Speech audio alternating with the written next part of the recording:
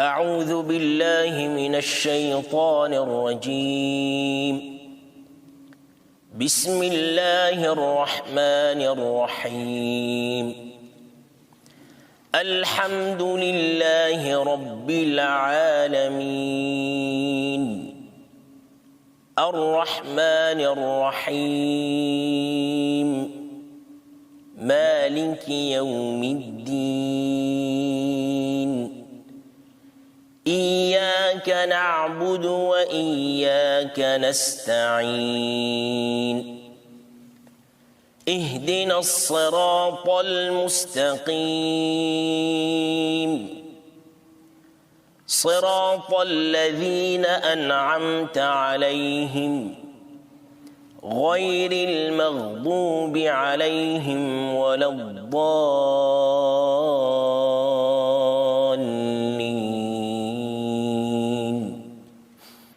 بسم الله الرحمن الرحيم. تبارك الذي بيده الملك وهو على كل شيء قدير. الذي خلق الموت والحياة ليبلوكم أيكم أحسن عملا وهو العزيز الغفور. الذي خلق 7 سماوات طباقا ما ترى في خلق الرحمن من تفاوت فارجع البصر هل ترى من فطور ثم ارجع البصر كرتين ينقلب إليك البصر خاسئا وهو حسير. ولقد زينا السماء الدنيا بمصابيح وجعلناها رجوما للشياطين وأعتدنا لهم عذاب السعير. وللذين كفروا بربهم عذاب جهنم وبئس المصير. إذا ألقوا فيها سمعوا لها شهيقا وهي تفور تكاد تميز من الغيظ كلما ألقي فيها فوج سألهم خزنتها ألم يأتكم نذير قالوا بلى قد جاءنا نذير فكذبنا وقلنا ما نزل الله من شيء إن أنتم إلا في ضلال كبير. وقالوا لو كنا نسمع أو نعقل ما كنا في أصحاب السعير فاعترفوا بذنبهم فسحقا لأصحاب السعير. إن الذين يخشون ربهم بالغيب لهم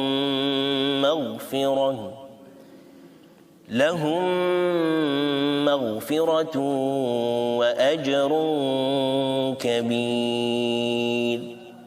صدق الله العظيم.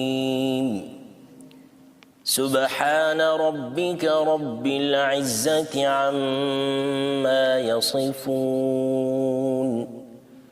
وسلام على المرسلين والحمد لله رب العالمين.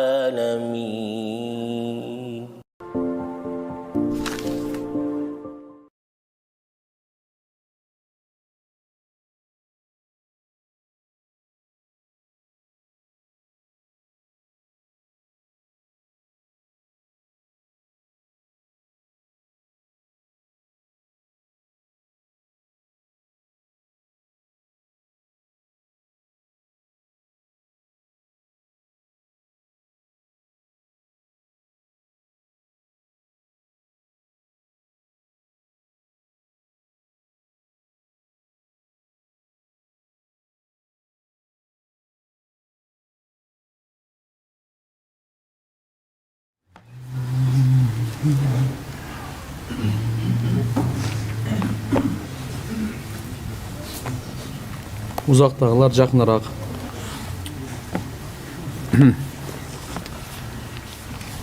Bismillahirrahmanirrahim. Elhamdülillah ve salatu ve selamu ala Resulillah amma ba'd. Assalamu aleykum ve rahmetullahi ve berekatuh. Hormatly mekendeşler, kadırlı musulman bir tuğandar, barыңızдарга жараткан Allah Taala'nın tınçlığı salamı, mehrimi, rayımı, jana berekesi olsun. Allah Taala barыбыздын ömürlerimizge, денсаулык, ырыскыларыбызга, бала чакаларыбызга береке пайыз берсин. İsa Peygamber'in bir duası var. Rabbi cealni mubarakan aynama kuntu. O Rabbim meni berekeli kılgın, gayerde gana olboyun. Meni berekeli kılgın. Üydöbü, köçödöbü, taladabı, meşittebü, sapardabı, gayerde gana olboyun, meni berekeli kılgın. Jaşoomda, ırıskımda, densaulygymda, ilimimde, bardyk nersemde bereke olsun dedim. Allah'ım paydalı bilim versin barыбызга. Al bilim, paydalı bilim, bardyk paygambarlar alıp kelgen bilim, al paydalı bilim. Dünyada dagı, kabırda dagı, ahirette dagı paydası tüye turgan. Kabul bolgon amal versin tugandar. Amal adam balası jakşı işlerdi kılat.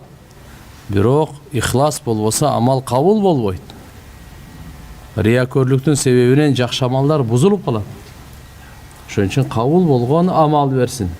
İhlas menen kılıngan amallarga Allah'ım jardam versin degen söz. Keň ırıskı bardyk oorulardan Allah'ım barыбызга şifa versin. Şifa degende denenin, densaulыктын şifası özünçö, ruhaniyattın şifası özünçö. Bul da ooru. Tekeberlik bul ooru, görө alбастык bul ooru. Jaman gümön sürö bul ooru. Olardın bardygy ooru. Oşonduktan biz daim Allah'dan şifa tilegende densaulыk buna denenin şifası emes, ruhtun dagı şifasını tilep жүрüşübüz kerek eken de. Ruhtun da şifasını bergin ya Allah dep.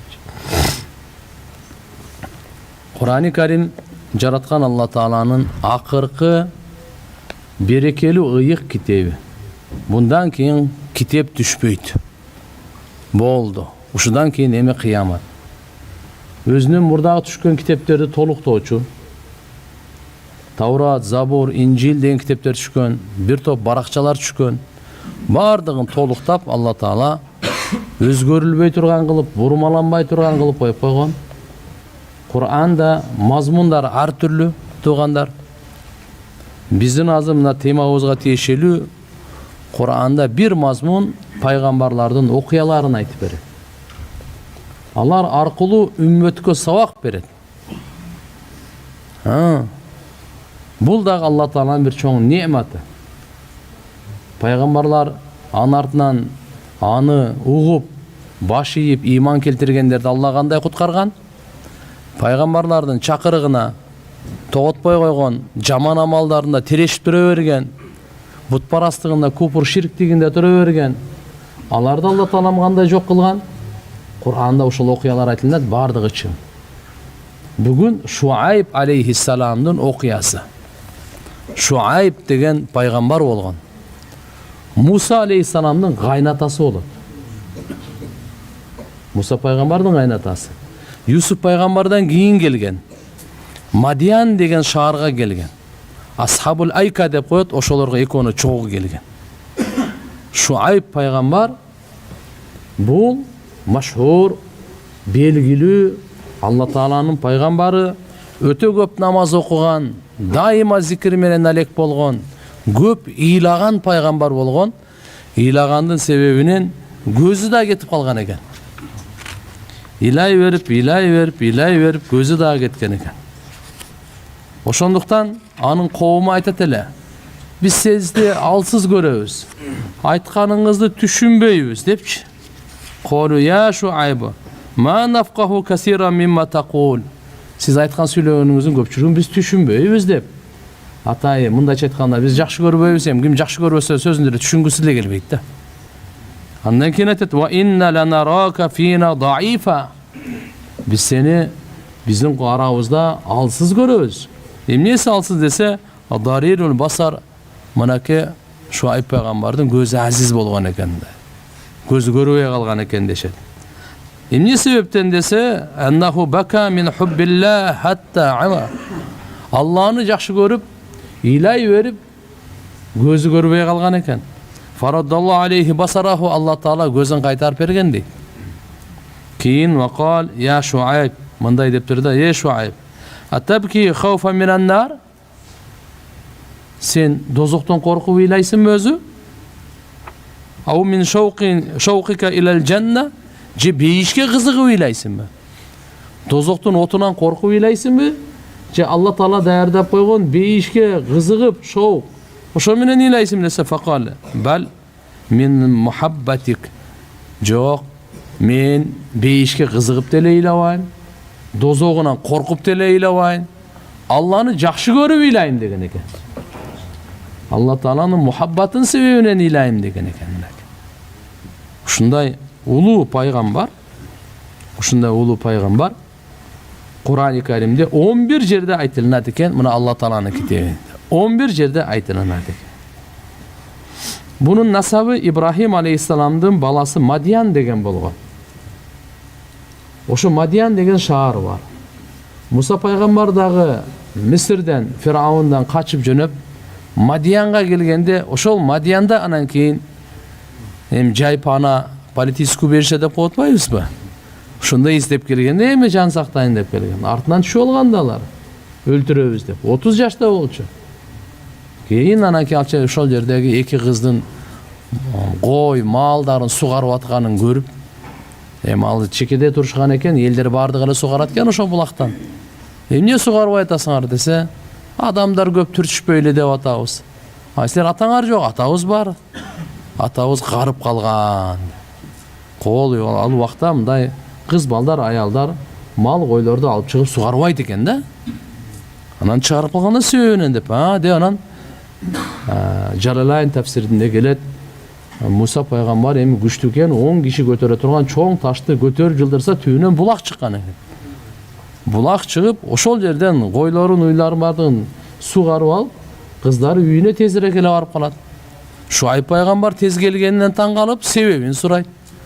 Күн сайын эле булар кеч келет эле, сугарып, очередь кезек менен да. Бүгүн тез келип калды, эмне дегенде анан айтат. Ушундай бир жигит, баатыр жигит экен.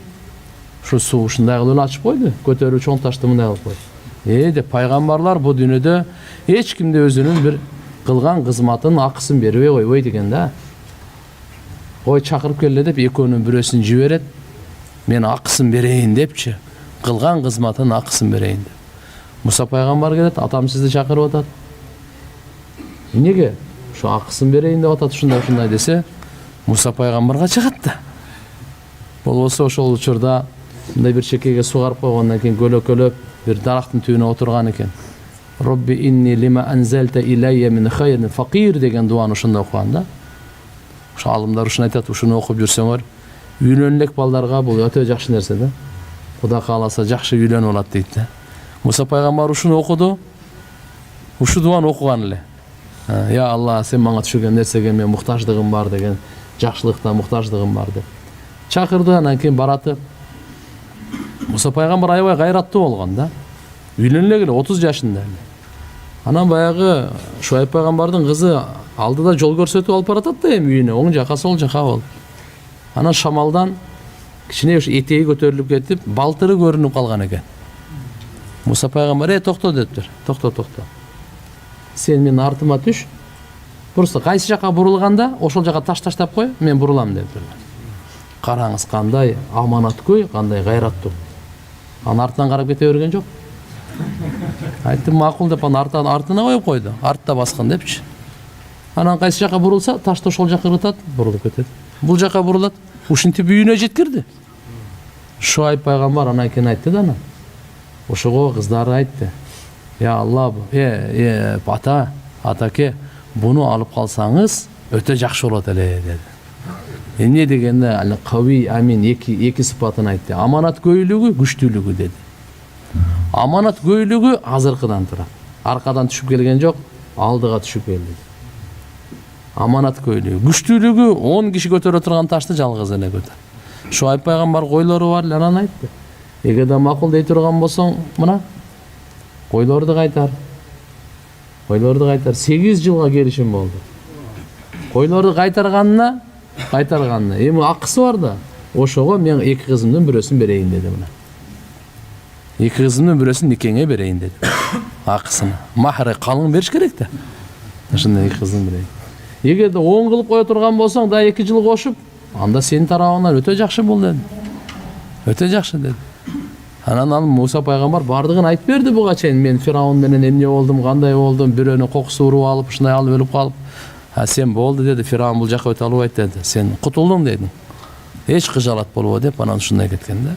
Мына ушу Шуайб пайгамбар өзү мындайынан келгенде Ибрахим пайгамбардын Мадиян деген ушу насабынан келет экен туугандар.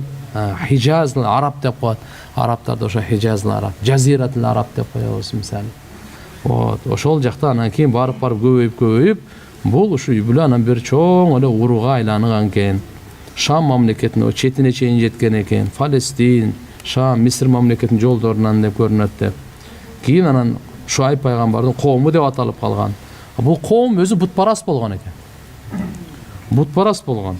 Бутпарасттыгы менен биргеликте өтө чоң соодагер дагы болгон, дайыма таразадан алдаган да. Таразадан алдап, өздөрү алса толук алат, башкаларга берсе кемитип берет. Таразадан алдаган ушундай соодагерлер болгон. Бирөөнүн мал мүлкүн тартып алган каракчылар болгон. Bunday жаман иштериңерди токтоткула, мындай кыла деп ана Шуайб пайгамбарды Алла субханаху ва таала пайгамбар кылып жиберип, ошол коомдун өзүнөн эле буларды жамандыктан тыйгыла деп аларды таухидке чакырып, тиягына чакырып, өтө Шуайб пайгамбардын тилинде таасири бар эле. Анткени адаби сүйлөп чечен эле сөзгө. Пайгамбар ошон үчүн Хатибул Анбия дегенде, пайгамбарлардын эң чечени дегенде, Шуайб пайгамбардычы. Анткени сүйлөгөндө ушундай сүйлөйт эле. Чечен дегенде ушундай тили курч эле. Акындык жагынан, бардык жагынан өтө укмуш. Ошондуктан пайгамбар саллаллаху алейхи вассалам Хатибул Анбия дегенде. Кандай болбосун аларга дайым ана саат айтып турду. Ай, мындай кылла, тигиндей болула деп. Жараткан Алла Таала ахли Мадиян элине асхаби Айка экөөнү хидаятка ушундай кылып муну жиберди. Булардын бардыгын айтты. Силер таразадан алдабагыла, өлчөдөн алдабагыла, Кудайдан корккула. Кандай болбосун пайгамбарды, сенин намазың бизди ушу кудайчаларыбыздан токтотобу деп маскарлап, Шуайб пайгамбар аларды жакшылыкка чакырса, намаз окуса, ошондой алар шылдыңдайт эле. Биздин ушу кудайчаларыбыздан токтотосун деп. Шылдыңдайт эле. Акыры анан коркута баштады. Эгерде сен биздин ушу уруулардан, өзүбүздүн элибизден болбогонуңда ташборон калат элек деп. Шаардан чыгып кет деди. Шаардан чыгып кеткенбиз деди. Кыскасы түшүндүрө берди, айтты. Лут коомдун коому кандай болгон? Ошол тагдыр келип калбасын башыңарга. Аллах да билет эле алар делечи. Ат коому кандай болгон? Бирок бул бактысыздар баягы тоң моюндугунда тирешип тура берди. Акырында жараткан Алла Таала асмандан буларга от жадырган ушулар болот. Жерди титиретти, асмандан отту жадырды, бардыгын жок кылды. Шуайб пайгамбар менен бирге ыйман келтиргендер эле кутулду, калганын бардыгы кыйрады. Хазрамот деп Йемендеги бир жер бар, ошо жака кеткен дейт. Кээ бирлери болсо Шуайб пайгамбарды болсо Меккеге келип, Меккеде өткөн дейт да. Эми Кур'ан-ы Каримде Алла субханаху ва таала мындай дейт, Араф сүрөсүндө: "Ва иля Мадияна ахахум Шуайба." Биз ошо Мадиян элине алардын эле бир тууганы Шуайб пайгамбарды пайгамбар кылып жибердик. Кала я кауми. Шуайб пайгамбар коому мындай деп айтат эле: "Убудуллаха ма лакум мин илахин гайру. Кад жааткум байинатун мин раббикум. Фауфул кайла вал мизана ва ла табхасу ан-наса ашя'ахум ва ла туфсиду фил ард ба'да ислахиха. Далика хайрул лакум ин кунтум му'минин." Мына пайгамбардын дааваты. Бир Аллага ибадат кылгыла. Бир Аллага ибадат кылгыла. Андан башка силерге эч кандай сыйынганга лайыктуу зат жок. Чындыгында силерге Роббиңердин тарабынан ачык айкын келген белгилер. Ошондуктан силер кайл вал мизан таразада тартууда толук кылгыла, Ve la tabkhasun nase eşya'hum. Alардын nerselерин, adamdардын nerselерин kemitip албагыла. Андай кылбагыла, толук кылып бергиле. Демек мынакы тараза менен азыр мына бизнестеги иштегендердин баарына мейли бензиндики литровый болсун, мейли килограммдыгы картошкасы жана алтын башка нерсе болсун, мейлиби? Же болбосо метраж болсун, метрлерди метр менен тартып бере турган болсун. Туган ошодон кымтып 1 сантиметр 1 грамм макулбу? Бир ушундай алдаган арам тугандар. Толук кылып бериш керек аны. Вайлул лил мутаффифин деп Кур'анда Алла Таала ушу таразадан кемиткен, ушундай нерселерди кемиткендерге аларга вайл, аларга каргыш болсун, аларга бактысыздык болсун, аларга дозоктун өрөнү болсун деп катуу эскертме берген тугандар. Мына буга да ушундай деп айтып атат, жер бетинде оңолгондон кийин бузуку кылбагыласыздар. Бул силерге жакшыраак эгерде ыйман келтире турган болсоңор. Деп Аллах пайгамбар Шуайб пайгамбар ушундай эмелерди айтып берген буларга. Албетте, ва я кавми ауфу ал-микяла вал мизана бил қист. Адилеттүүлүк менен туура тарткыла. Таразадан алдабагыла. Бақиятуллах хайр лакум ин кунтум муъминин. Алла Тааланын силерге калтырып бергени ушул жакшы силерге, жакшыраак ыйман келтирген. Мындайча айтканда, силер арамдан тапкандан көптөн көрөк адалдын азы жакшыраак. Арам өзү көп болот туган, билип коюңуз. Арам көп болот. Ыймансыздар көп болот. Дозок оручулар да көп болот. Шүгүр кылуучулар аз болот. Ыймандуулар аз болот. Адал аз болот, бирок берекелүү болот. Адалда береке, ада аз болот. Тугандар, ошон үчүн мынакей айтып атканы бақиятуллах хайр лакум ин кунтум муъминин. Эгерде силер ыймандуу болсоңор, билип койгула. Алла Таала силерге калтырган жакшы нерсеси ошол жакшыраак силерге. Эмнеден? Азыркындай көп нерсе же болсо бирден тартып алдагандан көрөк, туура тартып бер дагы аз калтыр, ошол да береке бар.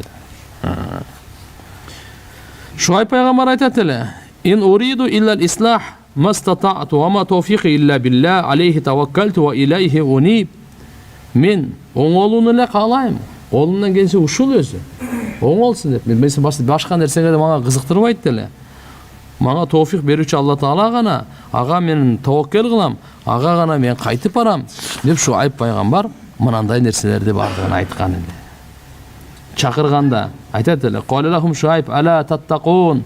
Эмне силер Кудайдан коркпойсуңарбы? "Инни лакум расулун амин." Чындыгында мен силерге жиберилген аманаткөй пайгамбармын. "Фаттакуллаха ва атиун." Алладан коркуп жашагыла жана мага баш ийгиле. Мен алып келген шарият жолу бар. Мен силерге айтып аткан амалдар бар, баш ийгиле. "Ва ма ас'алукум алейхи мин ажр." Мен силерден эч кандай акча сурабайм го. "Ин ажра илля ала роббил аламин." Менин акым Роббул аламиндин жоопкерчилигинде. "Ауфул кайла ва ла такуну минал мухсирин." Силер таразаны толук бергиле. Кемитип, азайтып, уурдап, кымтып алуучулардан болбогуласыздар. Бунун бардыгында вазину бил кыстасил мустaqim, түз туура таразада тарткыла. Кээ бирлер таразага ташты мындай кылып коет экен да, магнит кылып коет экен да, бир нерсе кылып коет экен. Бул кандай болбосун коомчулукта туган, бул жакшылыкка эч качан алып келбейт. Качан таразадан алдоолор болсо билип коюңуз, нерселер кымбаттай берет. Береке пайыз көтөрүлүп кете берет. Таразадан алдаган жердер туган, бул өтө чоң күнөө болот.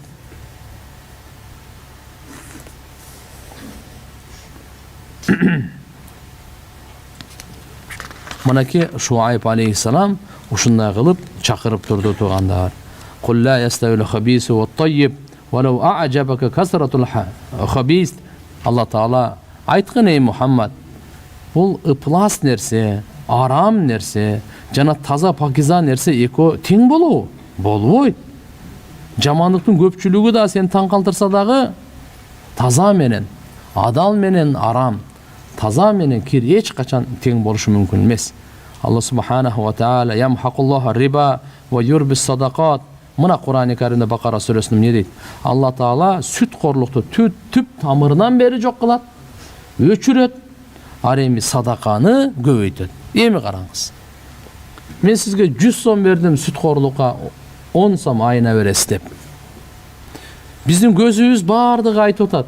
Мен 100 сом бердим эле, 10 сом кошуп берди. Менде 110 сом болуп калды. Көбөйдүбү, азайдыбы?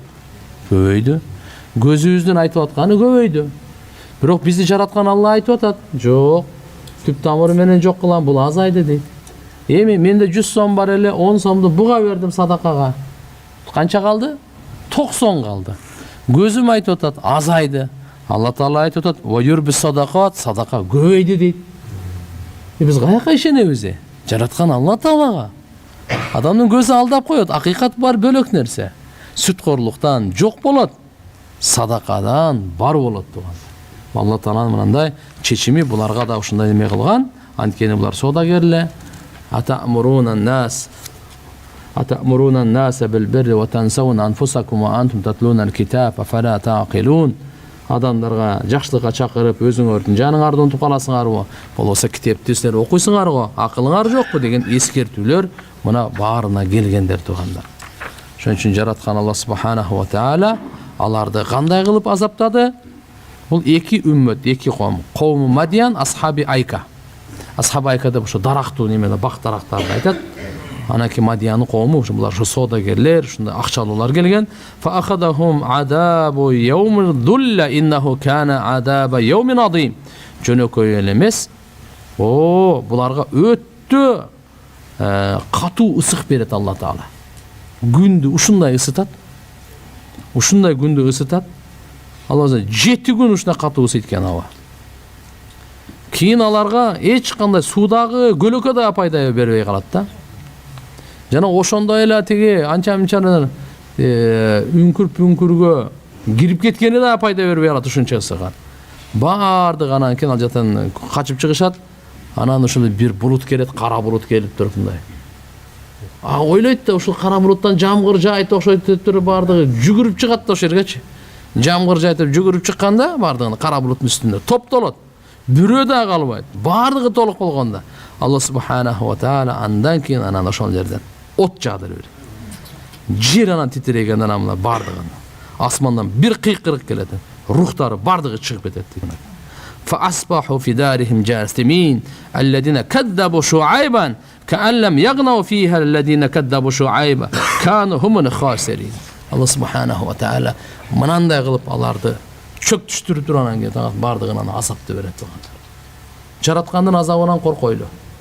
Демек, жамандан ошон токтош керек. Пайгамбар тыйып аткандан кийин токтош керек. Бул аркылуу бизге эмнени айтып атат? Биринчи сабак берип атат. Кыямат күнгө чейин содагерлер содада алдабагыла. Содада алдабагыла. Мени таразада болсун, башкасы болсун алдабагыла. Мына Шуайб пайгамбардын коомун көрдүңөр дейт, кандай болду дейт. Алдап ара кайга барды дейт. Пайгамбарды окула, ал пайгамбар өз коомуна келген. Биздин пайгамбарыбыз Мухаммад алейхиссалам бардык коомго келген. Бардык коомго келген. Ошон үчүн андайга барбагыла. Момундай Алла Тааланын азаптары келген. Жараткан Алла Таалам баарыбызды угуучу, амал кылуучу, башкаларга жеткирүүчү үммөттөн кылсын. Амин.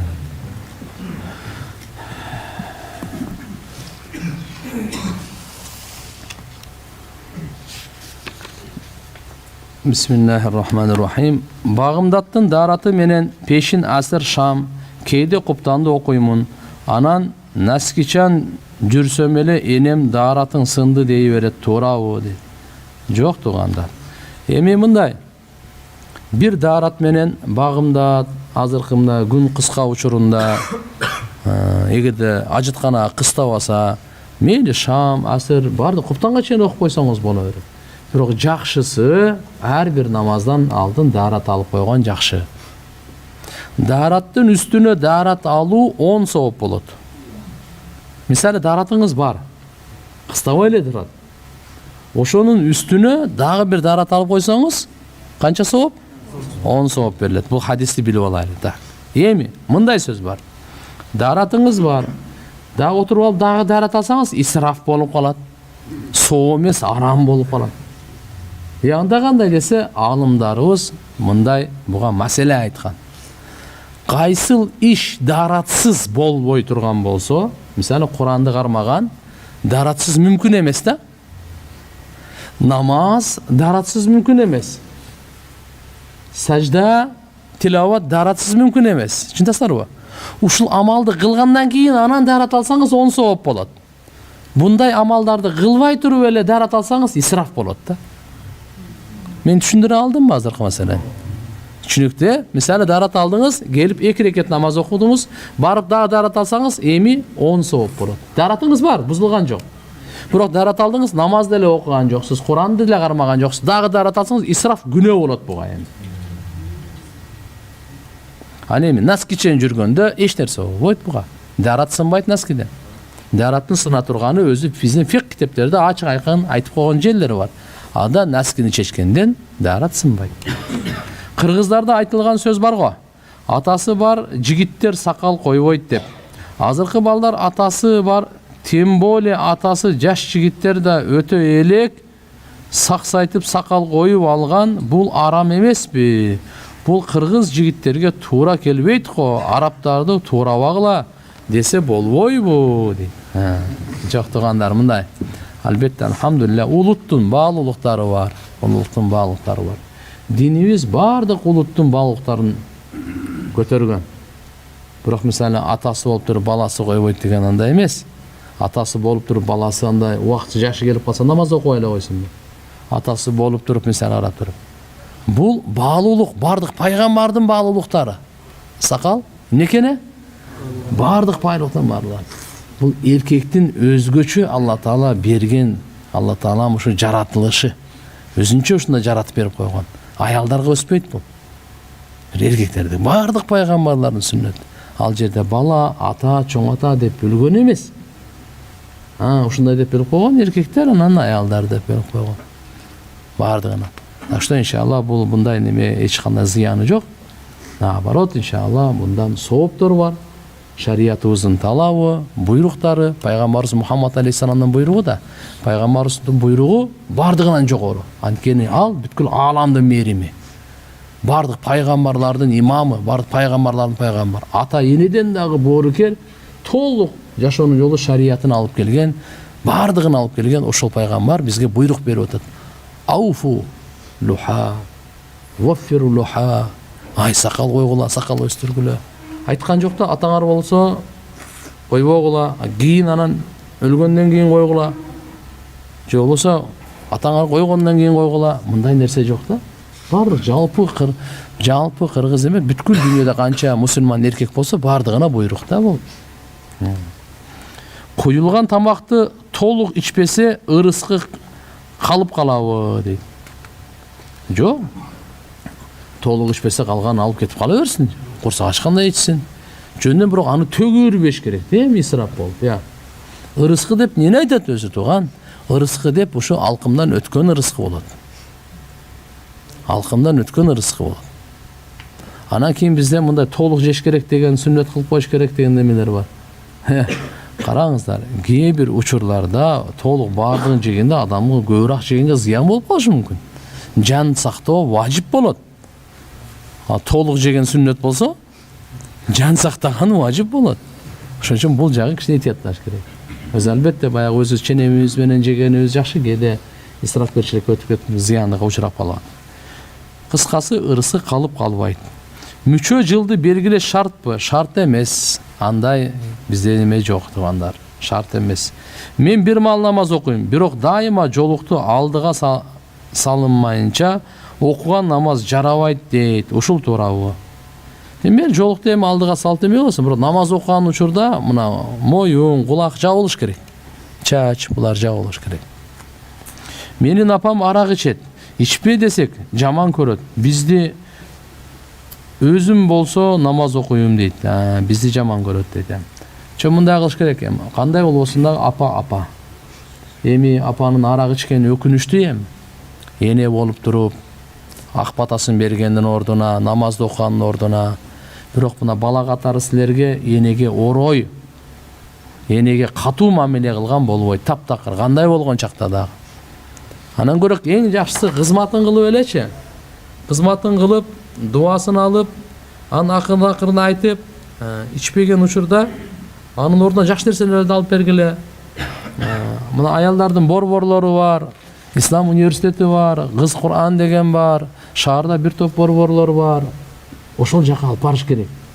Апаны алаксытып жүрүңүз, кичине угуп келейли, дин угуп келейли, азамат маселе угуп келейли деп. Анча-мынча эчеки аялдар бар, жакшы даават берип түшүндүрө турган. Аларды үйгө конокко чакырыш керек. Өзүң түшүндүрө албасаң, мисалы, апаң менен урушуп кетип, андай болуп, мисалы, аны кереги жок. Тирешип конфликтке эч качан барбаш керек. Жакшылыкка алып барбайт. Анан көк ошо эчекелерди алып келиш керек. Анан үйдө болсо, диск жанакай эмелер болсо, жакшы бир маселелерди коюп бериш керек. Анан акырындан алаксыш керек да. Ошентип узатып. Маркум узатканда кой мал союш жөнүндө толук айтсаңыз, мүмкүнчүлүк жоктор сойбосо мейли, мүмкүнчүлүк барлар деле сойбош керекпи? Ушул көп жерде талаш, азыркыга чейин ошону толук маалымат берип койсоңуз. Бизде фатва чыккан туугандар. Кыргызстан мусулмандар дин башкармасында фатва бөлүмүндө атайын фатва чыккан бул боюнча кандай деп маркумду узатуу. Ошол жерден толугу менен алсаңыздар болот. Кыскасы айтып кете турган болсом, мен силерге 3 күнгө чейин туугандар таптакыр мал союу жакшы эмес. 3 күнгө чейин. 3 күнгө чейин мурас бөлүп, ошо кайсы үйдөн өлүк чыккан болсочу, ошол үйдү кошуналары, туугандары ысык тамактарын алып барып берип турсун. 3 мал, 4 мал. Булар чоң жоготууга учурады. Азыр кошуналык, бир туугандык мамилени биз көрсөтөйлү. Өлгөндүн үстүнө gömгөн кылып, ошол жерге барып алып тамак жасатып ичкен.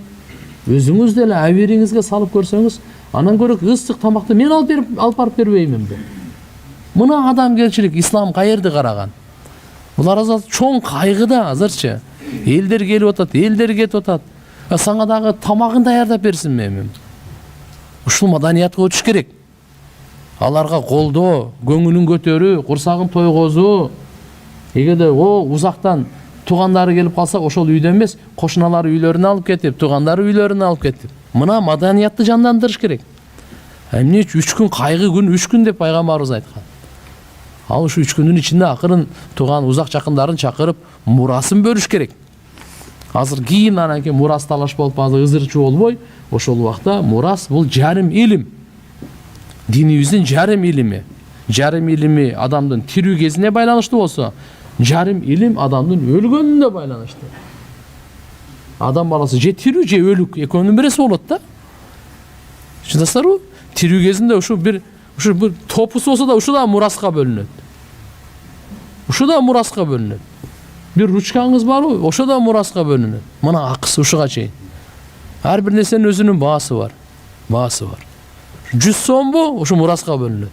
Башка мураскорлор коем ушул кичи бала эле алсын, же кайнак эле алса бир неме болуп, анда мен башкасы баласы чоң деп.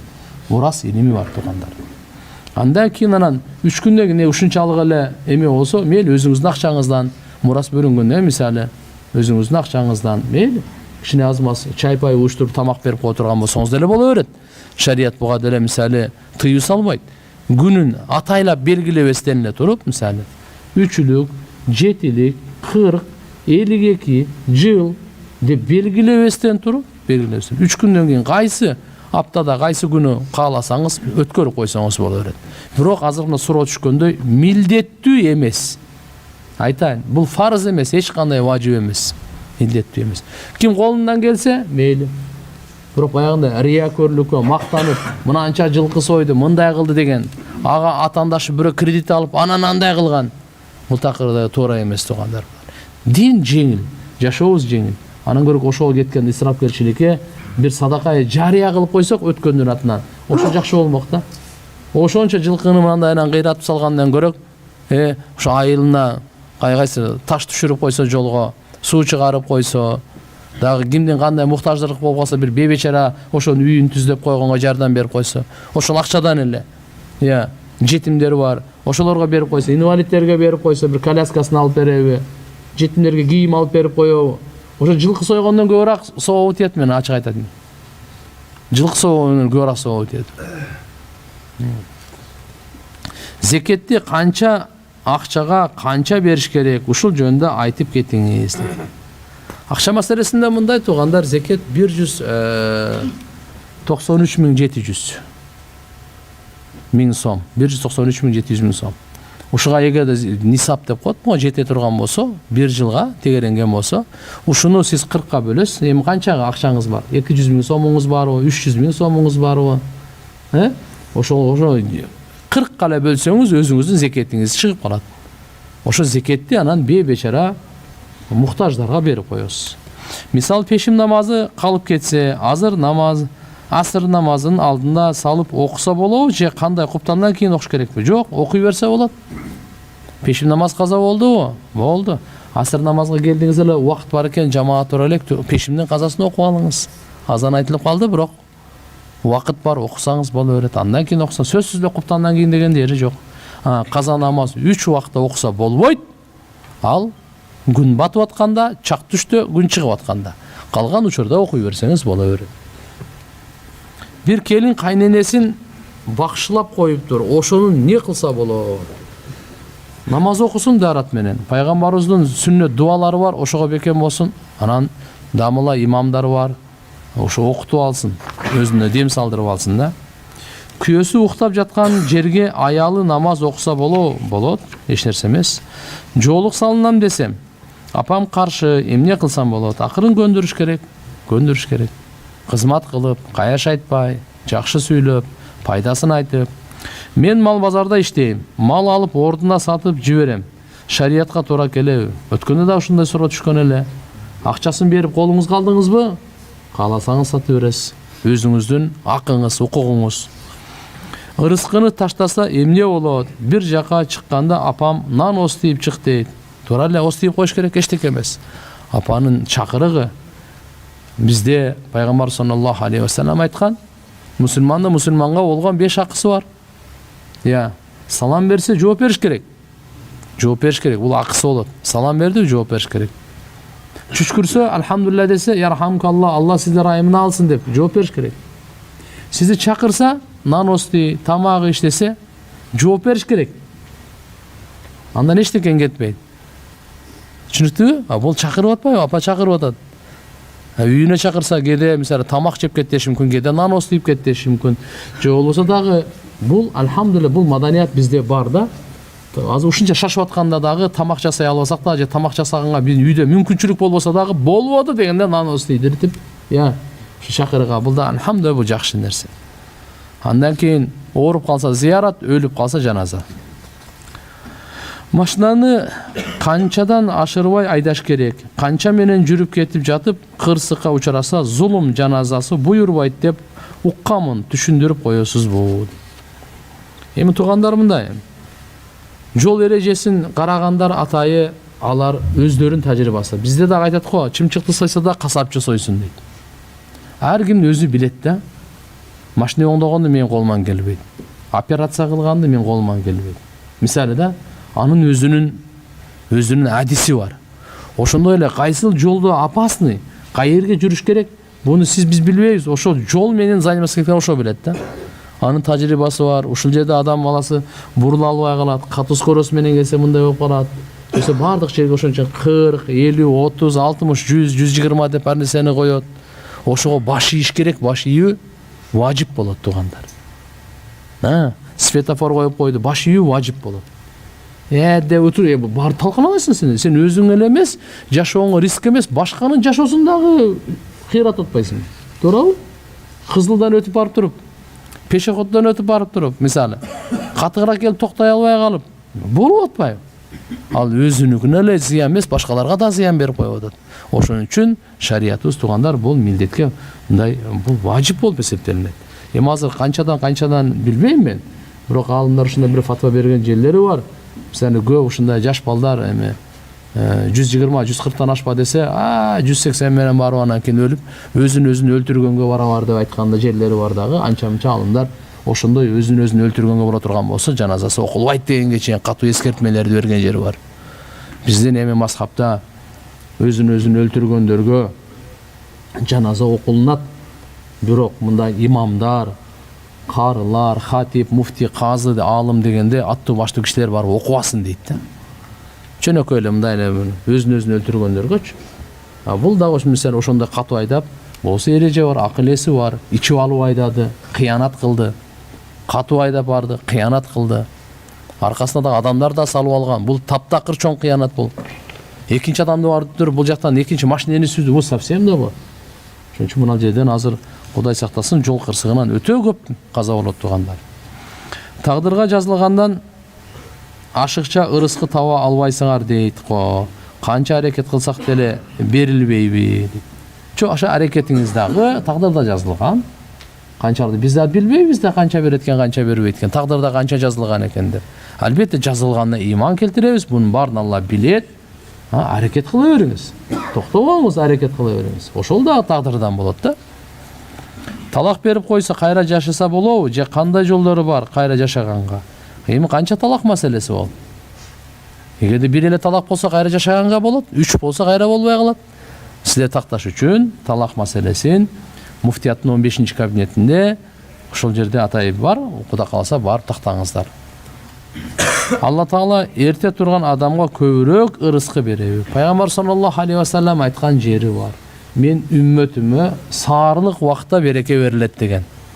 Ошо саарлык убакта береке берилет. Ошон үчүн Кудай кааласа ошол учурларда иштерибизди кылсак, Кудай кааласа көп иштер бүтөт да, көп иштер бүтөт. Аллахым береке берген саарлыкка. Ырыскыда тапкан нерселерде береке болуш үчүн кандай амал кылыш керек? Эми ырыскыда бар нерсеге берекеге тугандар эң биринчиден Алла Таала каниет шүгүр кылыш керек болот. Göz aç болбосун, göz ток болсун. Пайгамбар саллаллаху алейхи ва салламдан сурады да. Байлык менен кембагалдык. Бул не? Байлык деген бир саудурса, ал эми көп нерсең болсо дейт, андай эмес. Кимдин жүрөгү бай болсо ошол бай. Ким жүрөгү ач болсо ошол ач. Жүрөгү бай, колунда аз эле нерсе бар, ал бай. Жүрөгү дагы эле ач. Колунда көп нерсе бар, канча нерсе бар. Ал ач, ошо деле жетишпейт да. Ошон үчүн дайыма мисал келтирип айтып калам го. Аз карасаңыз $1 миллион болсо, капдагы $1,5 миллион болсо иштер нормальный болот эле деп жүрөт. Наркы 2 миллион болсо, ал дагы 1 миллион болсо иштер вообще конкретный болот эле деп жүрөт. О, токтобойт да. Кээ-бир каниет кылат. Кээ-бир каниет кылганга алхамдулилля азы деле ошого шүгүр да. Бардыгына бар.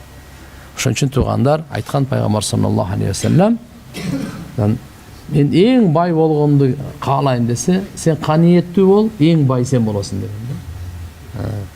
Ошон үчүн иншалла мына ырыскыга эң алгач береке болуш үчүн каниет болуш керек тугандар. Каниет болуш керек. Экинчиден күнөөлөргө сарптабаш керек. Алла Тааланын бергенине шүгүр кылыш керек. Армияда кызмат кылган жоокерлердин ырыскысын кыйып, тамак ашынан кысып алып калып сыртка ап чыгып сатса жазасы кандай айтасыз? Жок тугандар, бирөөнүн бирөөсүнө ырыскысын жей албайт. Бул уурлук үчүн сөзсүз буга чоң күнөө болот. Ошол жерден солдаттардын акча эмелерин, тамактарын бербестен азайтып, порцияларын азайтып, нанын азайтып.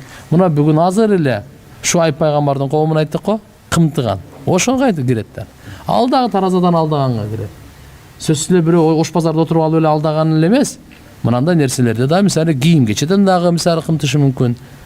Башка деле мисалы мына бирөөгө убада бердиңиз, мына мен жолду салып берем дедиңиз, асфальткачы, ошо асфальттан кымтып атып да бир нерсе чыгардыңыз, мында ушуга кирет бардыгына.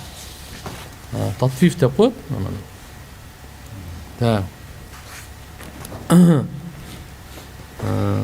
Адам каза болгондон кийин эң жакшы көргөн адамы менен жаралабы. Машалла. Бул мындай. Пайгамбарыбыз саллаллаху алейхи ва салламга бир сахаба келип сураган мындай. Я Расулалла, кыямат качан болот деген. Пайгамбарыбыз айткан. Унча эле кыямат күндү сурайсың, эмне? Даярдыгың бар. Даярсыңбы кыяматка? Дегенде ал айткан эми көп деле немем жок мындай. Орозо, зекет, кайрымдуулук, садака, намаз. Ушунчалык бар даярдыгым. Пайгамбар саллаллаху алейхи ва салламды мен жакшы көрөм деген, ушул амалым бар деген. Пайгамбарыбыз ошондой жооп берген эле. Ал-мар'у ма ман ахаб. Адам баласы кимди жакшы көрсө ошо менен бирге болот кыяматта деген. Демек, кимди сиз жакшы көрсөңүз, иншалла ошо менен бирге болосуз. Тигиде иман болсо да, албетте эми имандуулар иманды жакшы көрүш керек эми. Иманы жогун жакшы көрүү мисалы каякта ал бейиште каякта болсун. Ошон үчүн адам каза болгондон кийин эң жакшы көргөн адам менен жаралабы дегени чогуу бирге болот пайгамбар саллаллаху алейхи ва салламга. Ушул хадисти укканда сахабаларга bundan өткөн курсантындай майрам болгон эмес экен да. Аны ушунчалык сүйүнүшкөн, охо, иншалла пайгамбарыбызды жакшы көрөбүз, кыямат менен чогуу бирге болот экенбиз депчи. Ага чейин да көп суроолор болгонда, я Расулулла, эми сиз бизден алдын кетип каласызбы, же биз кийин кетип калабызбы? Тиякта эми бейиште сиздин даражаңыз каякта, биз каякта, тиякта бир көрө алабызбы, жолуга алабызбы? Биз сизди мындай зиярат кыла алабызбы деген суроолор болгонда. Пайгамбар саллаллаху алейхи ва саллям айткан ошондо, адам баласы кимди жакшы көрсө ошо менен чогуу болот дегени. Аллаху акбар. Мынакей. Мага мен менен чогуу болгонго жардам бергиле, сажданы көп кылуу менен, мага салаватты көп айтуу менен деген риваяттар келет. Пайгамбар саллаллаху алейхи ва саллямга менен чогуу болом деген кишилер көбүрөөк намаз окуп, көбүрөөк салават айтып, негизи пайгамбарыбыз Мухаммад алейхиссаламды чын жүрөктөн жакшы көрүү. Мал базарда иштеп акча тапса болот, адал жол менен тапса болот. Атам аракты көп ичет, аракты кантип атама таштатсак болот. Дават калып чыгыңыз, дуа кылыңыз, алымдардын сабактарын алып барыңыз, үйдө диний китеп окуңуз. Карызы бар туруп садака берсе болобу? Жакшы эмес, анан көрөк ошол карызына берген жакшы. Садака бул нафил, карыз сиздин мойнуңузда фарыз бул. Ошон үчүн ал биринчи аны бериш керек туугандар. Кайнатам биз менен жашабайт, бирок биздин үйгө келип арак ичип турат. Бизден да ырызкы качабы. Эми үйүңөрдөн келип ичсе албетте кесепет келет. Үйдө таптакыр арак койбош керек. Арак бар жерде Алланын наанаты болот. Хижаб кийсем каршы болуп жатышат, Аллахтын парызы го. Эмне кылсам болот? Сураныш кеңеш берип коюңузчу. Сабырдуулук кылыңыз. Анан кийин Кудай кааласа иншалла жакшы кызмат, жылуу сөз менен кие бериңиз, эчтеке эмес. Көз көнөт. Биздин балдарыбыз кичинеси 5 жашта. 4 балабыз бар. Акыйка тууралуу абдан кеч билдик. Бирине да акыйка кылып аптырбыз. Орточо жашайбыз, мүмкүнчүлүгүбүз жок дегенге болбойт. Эми эмне кылсак болот? Азыр деле кыла бериңиз. Кудай кааласа сообун аласыз. Ошо акыйканын этин өзүңөр эле жейсиңер. Өткөндө мен айттым эле, мына азыр сиздерде канча дедиңиз? Биздин балдардын өйдүнөн 5 жашта, кичинеси 5те 4 балаңыздар бар экен. Азыр бул айда бир кой союп жегиле, туугандары менен, достору менен. 2 ай өткөрүп, дагы бир кой союп жегиле. Акыйканы ниет кылып. Дагы 2 ай өткөрүп, дагы бир кой союп жегиле. Ниет кылып элечи, акыйканы кылып. Өзүңөр эле жеп атпайсыңар бай. Ибадаттын сообун да кылып атасыңар. Бул пайгамбар Мухаммад алейхиссаламдын үммөтүнө өзгөчөлүгү берилген ушул да. Садака дагы беребиз, сооп алабыз, садака дагы жегендер бар, алар дагы сооп алат. Мына. Мурунку үммөттө мындай болгон эмес да, курмандыкты билесиздерби, эмне кылат эле? Курмандыкты мурунку үммөттө мындай дөңсө болот. Кичинекей тоочо, дөңсө. Ошол жака алып барып коет экен. Асмандан бир от келип күйгүзүп кетсе, кой сойгон, уй сойгон дегеничи. От келип күйгүзүп кетсе, курмандыгы кабыл. Өзү жесе болбойт. Түшүндүңүзбү? Эгерде ушундай бир канаттуулар келип жесе, курмандыгы кабыл эмес. Ушундай белги болуп келген да. Мухаммад алейхиссалам үммөтүнө келип кандай кылды? Кой союп турчу. Дөңсөк алып барбайсың. Мына бардыгын эле берип бересиң, курбан айтта. Алар жегенге сооп алат, биз жедиргенге сооп алабыз. Манеке. Ушундай үммөт болуп калдык да, бул керемет. Мышык багайын десе, мага уруксат беришпей атат. Ошолорго күнөө болобу? Эмнеге уруксат бербей жатат сизди кыйнап? Бере бериш керек. Мышык бакса боло берет, эчтеке эмес. Үйдө деле эчтеке эмес, мышык эмес. Үйдүн ичине ит болбойт, мышык боло берет. Мышык боло берет. Сахабаларда ошо Абу Хурайра деп коебуз го. Ошо Хурайра деген өзүнүн аты бөлөк ал. Ошо мышыкчанын, кичинекей мышыкчанын, котенок деп коет го орусча. Биз эмне деп коет? Мышыкча дейби? Я.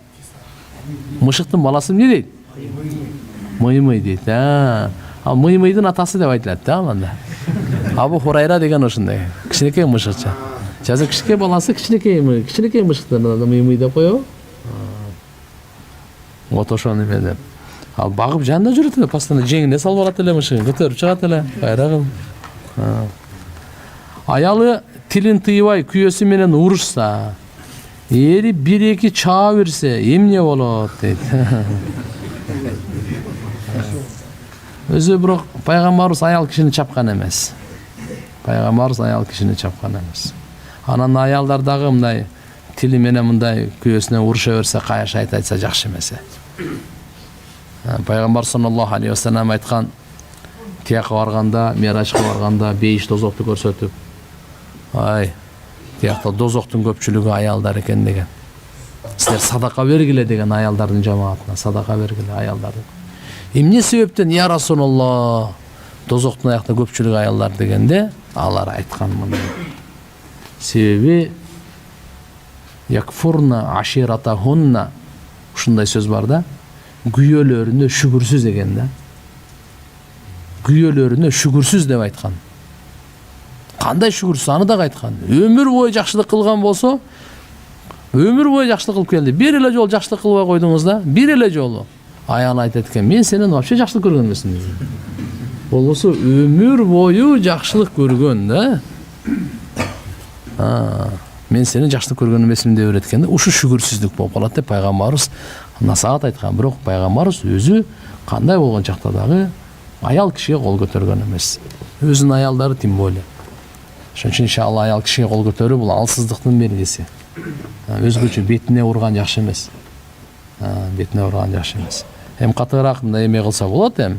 Кур'ан-ы Каримде аял кичине мындай баш ийбестик кылып атса, аларга насаат айткыла, насаатка кабыл албаса, төшөктү бөлөк кылып жаткыла, дагы болбосо бир аз уруп койгонула деген жери келет да. Ал урганды ал биздин кыргыздардын уштуму эмес ал. Тafsirlerde келет, бармак менен дейт. Бизде бармак менен кантип урсун деп айтат. Колун кайрып алып, өзүнүкү уруп деген. Ошондой үчүн мына эме кылып 1-2 чаап жиберсе жакшы эмес. Эгерде ушундай болуп кеткен болсо, туугандар, Алладан биринчи кечирим сурап коюңуз, экинчи аялдан кечирим сурап коюңуз. Ал деле башкача болуп кетет. Эркек өзү кечирим сурабайт го. Бирок кечирим сураса башкача болуп кетет. Дагы башка, алхамдулилlah, кандай башкача болуп кетет? Башкача болот деген мааниде эмес.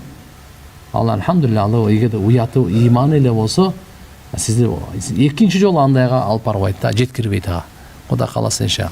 Жакшы сөз менен эле кылыш керек. Зына иш кылса ырыскы кетеби? Кетет. Тамакты жеп бүткөндөн кийин Куран окуйбу же ичердеби же башындабы дейт. Жок туугандар. Дуасы бар, дуасы. Тамактын алдын дуасы бар, ортосунда дуа бар, аягында дуа бар. Дасторконду көтөрүп кеткенден кийин дуалары бар. Анан бизде кээде чогулуп отуруп калганда Куран окуп коелушеп, ошо дуалар жат эмес да.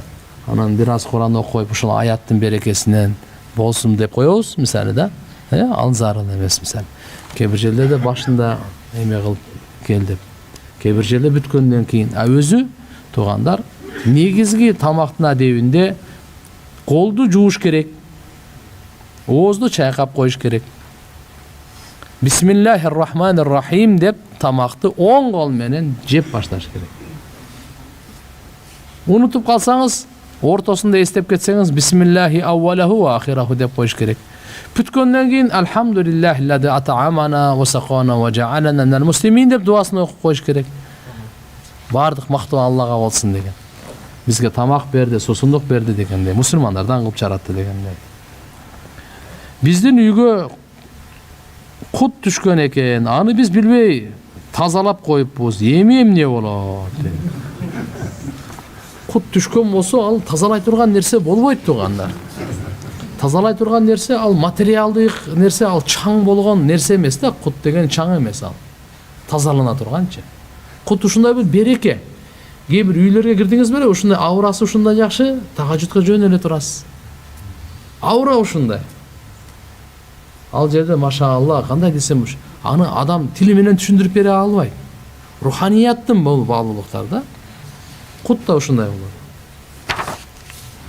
Доллардын арзан маалында сатып алып, кымбаттаганда сатса болобу деп. Болот, эч нерсе эмес, тыйы жок. Долларды долларга сатса болбойт. Түшүндүңүздөрбү? Долларды сомго, еврого, рубльга сатып алмаштырып болсо боло берет. Долларды, эски долларды жаңы долларга сатса, жаңы долларларды эски долларларга сатса, риба, сүткорлук болуп калат, болбойт. Аны эмне кылыш керек десе, через сом кылыш керек. Мына жолу дагы бар. Мен стройка иш кылам, мээнет акчамы бербей калгандар бар. Кечиктирип 3-4 жылдап сурагандан өзүм уялып калдым, айта берип дейт. Ничего, уялбай эле айта бериш керек. Акыңызга. Эгер кечирсеңиз кечире бериңиз. Бирок ала турган болсоңуз, бул уяты жок, сиздин акыңыз ал. Өзү тиги уялыш керек эле да, алып бербей жүргөн адамчы. Намазда 3-4 рекетте пешим асыр намаздарында имам ичинен окуса, аркадагылар окуйбу Фатиханы? Жок. Бизде Ханафи мазхабда окубайт. Мисалы, ичинен окуй турган намаздар бар да. Пешим, асыр, вот ошону имамга эле ыктыда кыласыз. Ыктыда кылдым дегени полный тапшырдым деген. Ал-имаму даминун. Пайгамбар саллаллаху алейхи ва саллям айткан, имам өзү жоопкер. Факыраатул имам, имамдын кыраатын лаху, ти муктадын кырааты, аркада эрчиген. Анын кырааты буга жетишти. Ошон үчүн биз айтып коебуз, болду. Жеке намаз окуганыңызда сөзсүз окуйсуз Фатиханы. Так имамга жүктөгөнүңүздөн кийин артынан окубайсыз, унчукпай эле турабыз. Угуп, кунт коюп, Алланы эстеп турабыз. Бизди атам жаман сөздөр менен сөгө берет. 6 бир туганбыз, 3 уул 3 кыз. Биз балдарды бир ажыратып, уруштура берет.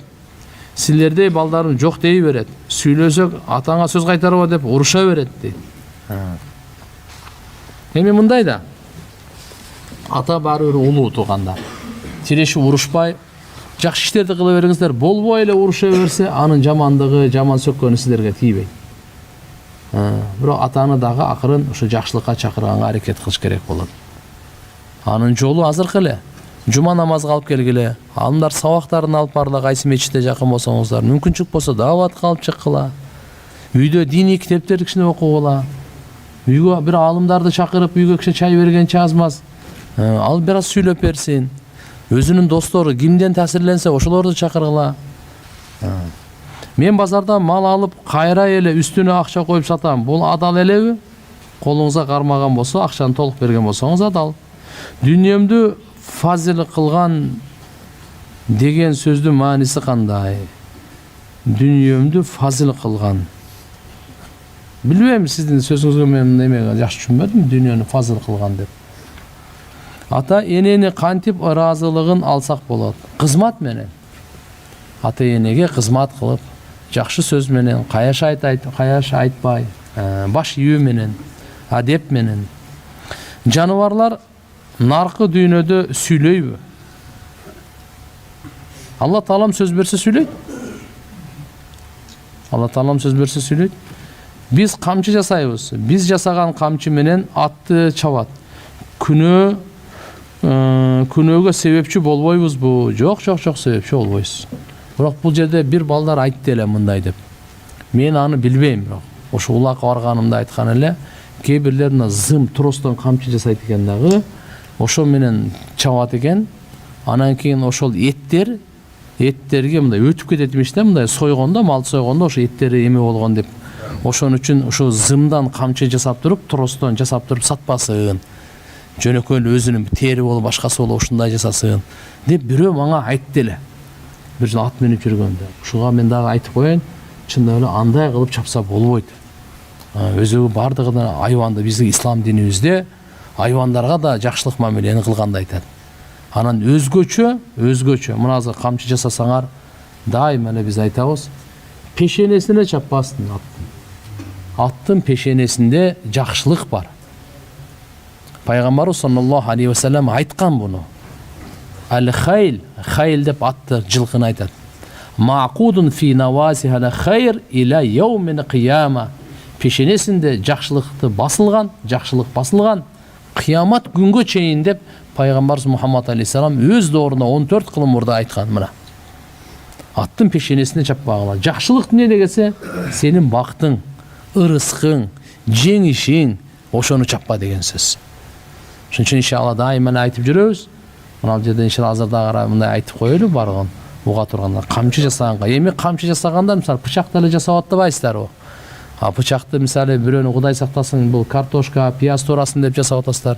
Бир адамга бычак сайсын деп жасабай эле турасыздар. Демек сиз күнөөгө себепчи болбойсуз да.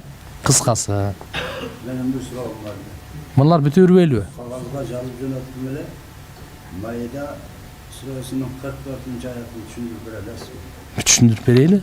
Куранды берип койгула. Hazır kavaz yazsam sizge getirdim. Мейли аба, Кудай кааласа. Куранды берип койгула мейли.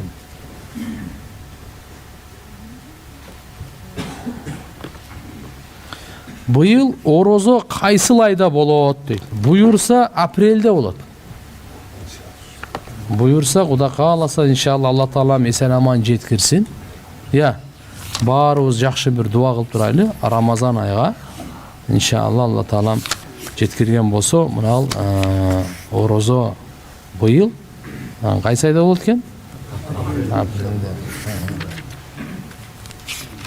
44-cü ayet dediniz mi? Maide suresinin 44. ayeti. İnne enzelne tevrata fiha hudav. Tak, Maide tora. Euzubillahimineşşeytanirracim. Bismillahirrahmanirrahim.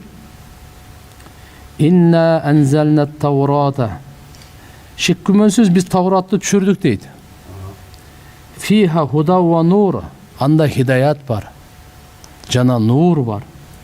Yahkumu bihan nebiyyûnellezîne eslemû lillezîne hâdû ve rabbaniyûne vel ahbâru bimastuhfidû min kitâbillâhi ve kânû aleyhi şuhadâ felâ tehşavun nâse vehşavni ve lâ teşterû bi âyâti semenen qalîlâ ve men lem yahkum bima enzelallahu fe ulâike humul kâfirûn diye. Bu kitap Tavrat menen paygambarlar hüküm çıkarışat deydi. Yahkumu bihan nebiyyun ellezine eslemu. Bular Allah Taala'ga moyun sunganlar, İslam'ını kabul alganlar. Kim üçün? Lillezine hadu. Bular cüğüttür deydi, hadu dep. Ve Rabbani dep ubbat el fukaha degen ibadat kılıçlar deydi, Rabbani dep. Vel ahbar dep bul cüğüttürdün alımlarını aytadi, ahbarlar deydi. Bimastuhfidu degeni bir nesi amanatqa taştap ketken nerse Allah Taala'nın kitabının tarafından jana alar aga güvölөр deydi. Oşonduktan siler adamlardan korkpogula, jana menden korkgula. Jana menin ayatımды bolor bolbogon baaga satpagıla. Kim Allah Taala'nın düşürgönüne karata hüküm çıkarıbasa, mına oşolor kafirlar deydi. Soru var mı? Şu sıra var. Aha. Biz Allah Teala'nın hükmünü sepke sürüp koyup durup özümüzge layıklı nizam yazdık. Ha tuğanlar, bu sizdin sözünüz kişine emeği laylı mı? Buna kalıp ketmesin mi? Siz menenle turup kalıbaylı. Kuda kalasa kotorup berip koyduk koy ha? Söyle davay. Bismillahirrahmanirrahim. İt bar üygö perişteler kirbeyt deşet. Oşogo kanday deysiz. Turale it bar üygö perişteler girbeyt. Peygamber sallallahu aleyhi ve sellem aytkan. Azırkı uçurda tamagaş, kiyim geçe, kredit menen işletilet. Satıp alı uçu kişilerge adal emes bi. Hem qarаңыз kreditinle İslam prinsip joldoru menen işletile turgan bolsa, azırkı bugünkü günde Kırgızstanda bir top banklar var bular. Anda Kuda kalasa ala adal ele. Ana berkinde akça alıp da prosent bol turgan bolsa, onda adal emes. Adam ölgönden keyin Kur'an düşürüş gerek mi? 40'lığa çeyin düşürülbey kalsa emne bolat? Çok tuğanlar. Adam ölgönden keyin Kur'an'ı soğuğu tiyet, Kur'an'ı okup, kança olsa da okup, soğuğun bağışlayıverseniz, bardığı soğuğu tiyet tuğanlar. Hatay Kur'an'da düşürüş mümkünçülüğü barlarga öte jakşı, bolbosa anday günö dele bolboyt. İtke gürüş tamak berse bolboyt dep ukkamın. Emin mınday. Juğundu kalıp ketse gürüştü. Musurga tөгүргенден көрөк жаныбарларга бере бересиз. Эчтеке болбойт. Аныр башынан эле адам жебеген гүрүш, адамды таза гүрүштөн тамак берип, азыр бүгүн иттин тамактары да бир баалуу немелери чыгып калбады ар кандайлары. Бул манчалык болбойт. 40 yıl өткөн кийин жума сайын Кур'ан окутуп турса болот. Кур'ан качан окусаңыз да болот. өткөндөргө Кур'ан окуп, зикир, дуа, ушулар сабабы тийип турат. Флеш, энергетик уйкуну ачуучу суусундугу халалбы дейт. Эгерде курамында арам нерсе жок болсо халал. Курамын мен азыр билбейм, курамын айтсаңыз анан ошого карап жооп беребиз го. Состав деген сөз. Бир кызым бар. Кызды алса, бир кызым бар. Кызды алса боло өзүм үйлөнө элекмин. Бир кызы бар, кызды деш керек эле. Мейли. Болот. Пайгамбар саллаллаху алейхи ва саллям деле Хадиша энебизге үйлөнгөндө анын кыздар, балдар бар эле. Хадиша энебизге үйлөнгөндө 25 жашта, Хадиша энебиз 40 жашта. Бирок сизге мен айтарым, ата энеңиз менен кеңешиңиз. Ата энеңиз менен кеңешип, анан макулдугун берсе үйлөнсөңүз боло берет, шариатта тыюу жок. Эгерде ошол бир кызы бар, күйөөсүнөн талак алып, иддасынан бошогондон кийин болсо, мени машина сүзүп кетти. Аварияда болуп кетип жатканымдан башым чыкпай калды. Эмне кылышым керек? Жок. Болуп кетип жамандыктан башым чыкпай калды. Эмне кылышым керек деп. Алла Таалам сизге шифа берсин.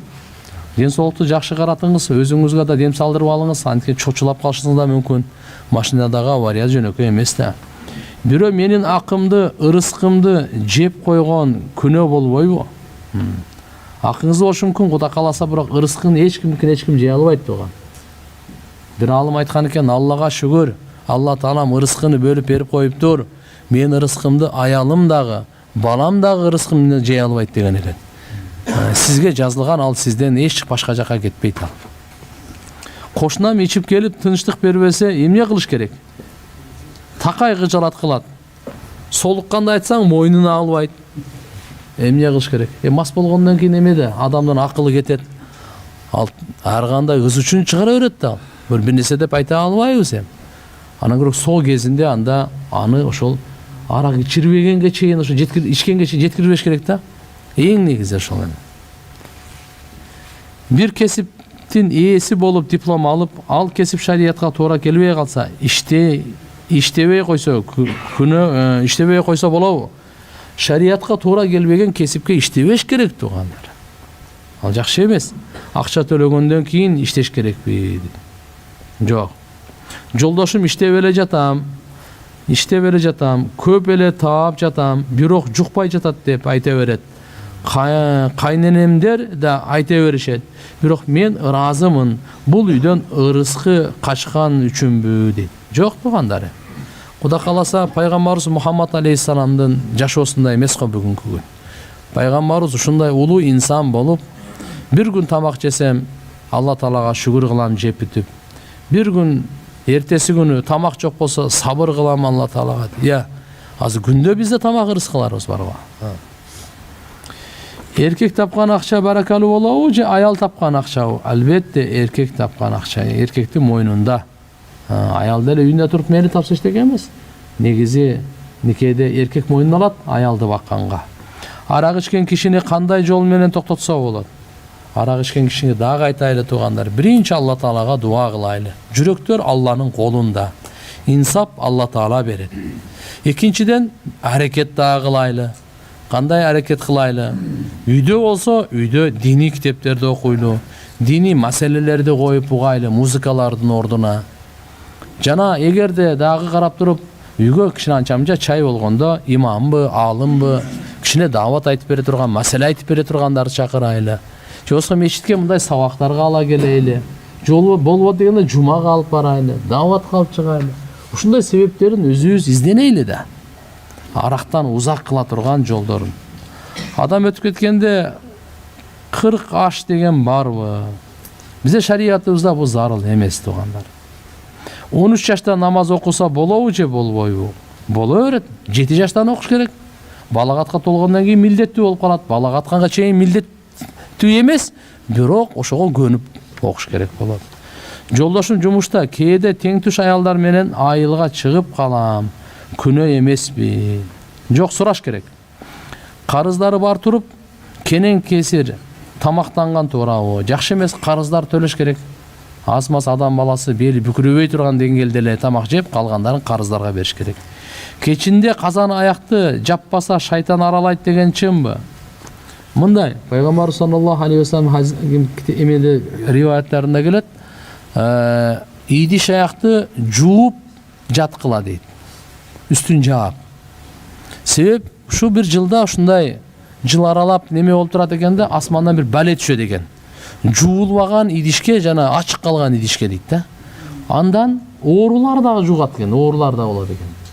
Ошон үчүн жатаарда идиш аякты жууп, үстүн жаап коюш керек. Эгерде тамак аштын үстүн жапкан эч нерсе жок болсо, болбоду дене чырпык бар го, жыгач. Ошону да коюп койгула деген мындай. Моундай жаап албасак да, капкактары болбосо дагы, чөөн эле узун чырпык болсо да мындай жаап коюп коюш керек экен да. Бул баары. Аракты сатса, алган киши күнөө кылса, күнөө кылган киши күнөөлүү болобу, же саткан киши күнөөлүү болобу? Туугандар, аракта арак жасаган, көтөрүп келген, аракка жиберген, ташыган, саткан, сатып алган, жумшаган, куюп берген, ичкен, ичирген бардыгы күнөөдө шерик бар. Диндегилердин ырыскысы кандай болот? Рызкун карим дейт, берекелүү болот. Кошунанын тоогу кирсе, кошунанын тоогу кирсе, жыга чаап жесе болобу? Эгер алар камабаса. Жок. Эми өзү камаш керек эле, кошуналардын эмеси. Жөн эле жыга чаап жесе болбойт, ал арам да. Бирөөнүкү эми ал. Андай болбойт. Анан көрүп акын кууп чыгарыш керек да, сеткалар жашына кылып, бирок кошунага айтыш керек. Мына сен кошунан келип туруп, картошканын бардыгын же болсо, дагы бир немелердин бардыгын жеп, эме кылып, нары талкалап кетип атат деп. Айтыш керек, бирок аныкын болбойт туугандар. 10 эсе күнөө билесизби? Кошунаныкын жесеңиз. Башка бирөөнүн тоогун кирип калды да, жыга чаап жесеңиз 1 күнөө. Кошунаныкын кылсаңыз 10 күнөө. Бул өтө чоң. Ошон үчүн кошунага өтө этият мамиле кылыш керек Кудай кааласа. Да, кара дуа кылып жедирип коюптур. Андан кантип чыкса болот? Ушул күндөрдө өтө кыйналып жүрөт дейт. Аллаху акбар.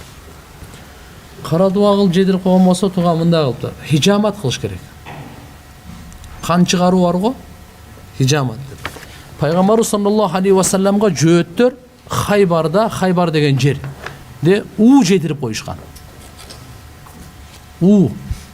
Койдун этине жедирип коюшкан, аралаштырып турупчу. Пайгамбар жеп алган да. Кийин хижамат менен ошо кан чыгаруу менен чыккан да, кадимкиде чыккан да. Пайгамбар дүйнөдөн кайтканда дагы баш аябай катуу ооруган. Ибн Масуд радиаллаху анху айтат, сахаба. Пайгамбар саллаллаху алейхи ва саллям ошол баягы Хайбарда жеген уунун таасиринен болгон дейт. Көрбөйсүзбү? Ошон үчүн иншалла Кудай кааласа бардыгы Алла Тааладан, эгерде ушундай кара дуалап ушу бир нерсе жедирип койгон болсо, ошо хижамат кан алдырсын, дуа кылсын, Бакара сүрөсүн окуп дем салдыртсын. Бакара өзгөчө ушундай кара дуа сыйкырларга күчтүү. Бакара сүрөсүн окуп жүргөндөргө эч кандай сыйкыр үстөмдүү боло албайт дегенде таасир тийбейт. Анан Ихлас Фалах Насты дагы ар бир намаздан шам менен багымдаттан кийин 3төн, жатаарда 3төн окуп жүрүш керек. Тамак жеп бүткөндөн кийин Куран окууну унутуп, дасторкон кагылып кетсе, анан эстеп окуй берсе соо тие. Курандын качан болсо окусаңыз соо тие. Эгерде адам мас абалында кайтыш болсо, эмне болот? Өтө чоң күнөөкөр болот.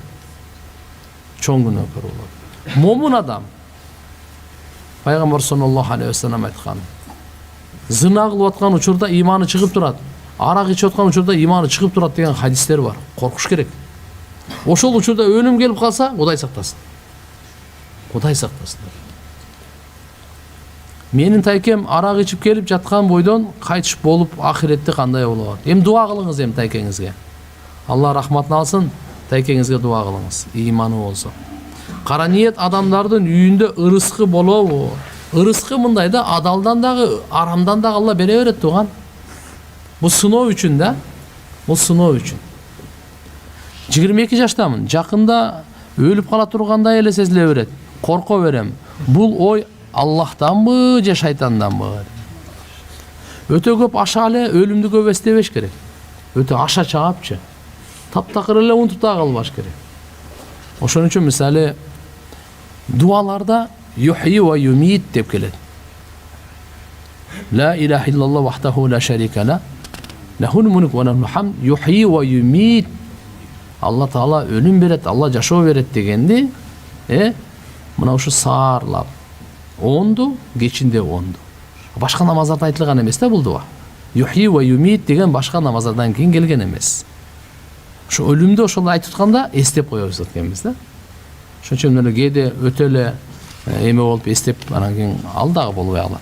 Үмүтсүздүгү болбош керек. Не убакыт барбы? Атам менен апам ажырашкан. Атам менден кабар албайт. Мен атамды издегим келбейт. Шарият боюнча эмне кылыш керек? Кандай кылбаш керек? Убагында бири-бири менен туура эмес келишпестик болуп калдыбы? Баары атанын белинен болгондон кийин сиздин колуңуздан жакшылык келсе кылып кое бериңиз. Кудай кааласа Алла Таала кайтарат. Мүмкүн ошо сиздин жакшылыгыңыздан атаңыз тообага келип, туура жолго түшүп, жакшы мамиле кылып калар. Кайнатам көп ичет. Ичип алып баласын каргай берет. Ошол каргышы өтөп ичип алса деле өтпөйт каргышы. Ата-энем ажырашып кетишкен. Атам менен сүйлөшүп кабар алып турам. Бирок апам капа болуп калат. Мен кызымын, кандай жолуктурушум керек?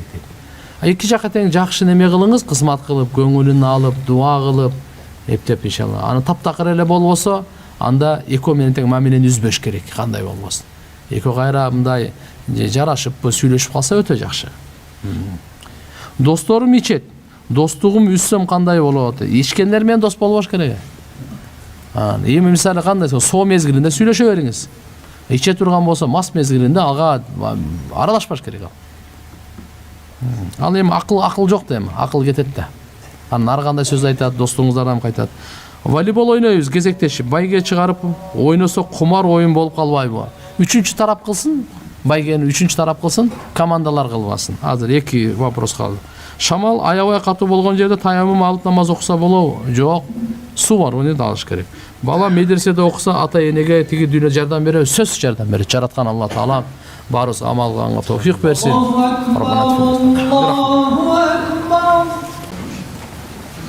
Allahu Ekber.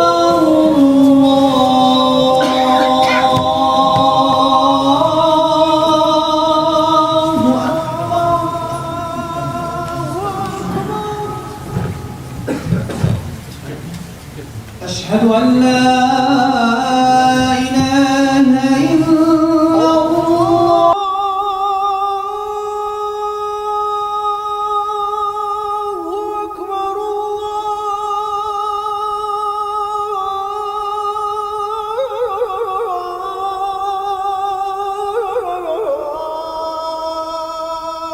أكبر.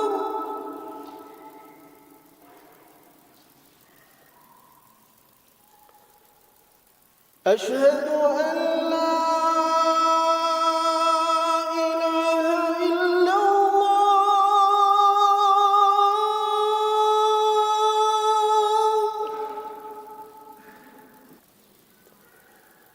أشهد أن لا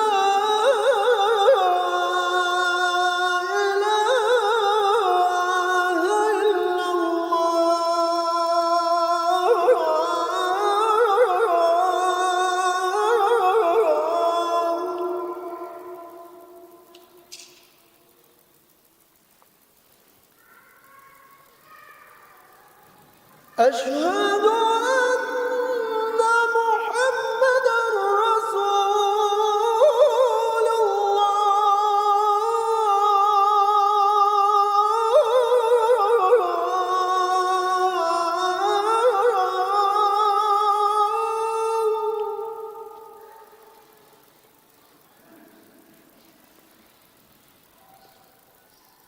أشهد